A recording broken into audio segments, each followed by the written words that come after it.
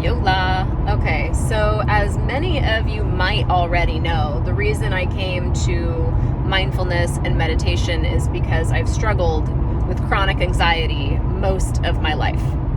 And most of the people that come to me, a lot of the people that come to my classes and come to me for coaching struggle with anxiety on some level. And even if they're not using the word anxiety, it's usually something along the lines of fear, depression, feeling lost, directionless, dis-ease, that kind of thing.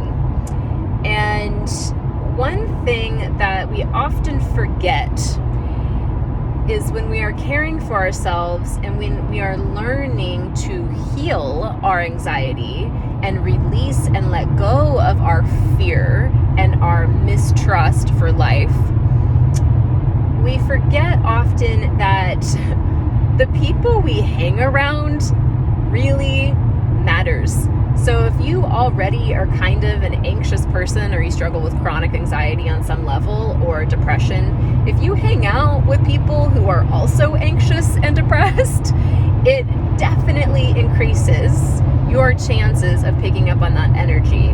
A lot of us are what is now being called empaths, and empaths are described as people who are basically highly sensitive. They pick up on other people's energies and tend to take them on and carry them. I believe this is a trauma response and not something that we should necessarily elevate into something that is a gift. It can be a gift, but typically being over-attuned to other people's emotions is a trauma response that is now being called being an empath, which is fine.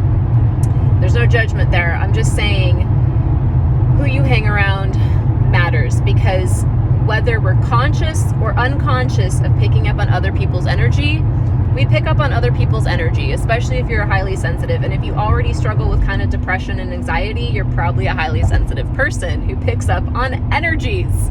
So I just had a moment with a friend last night, and this is totally fine. He was feeling anxious, and I was just like, I can't talk to you right now because it's activating my anxiety. And it's not his fault, and it's not my fault. It just is what it is.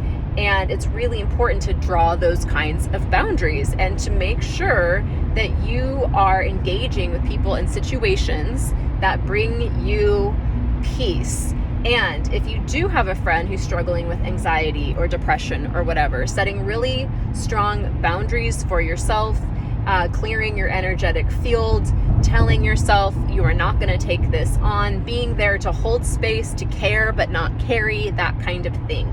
So I just wanted to bring this up and talk about it because I think that we forget that whether we're in a work environment or we just talk to a family member or a friend or a partner, if they are struggling with any kind of emotional dis-ease, we often will take it on, and then we'll wonder, gosh, why is my anxiety activated?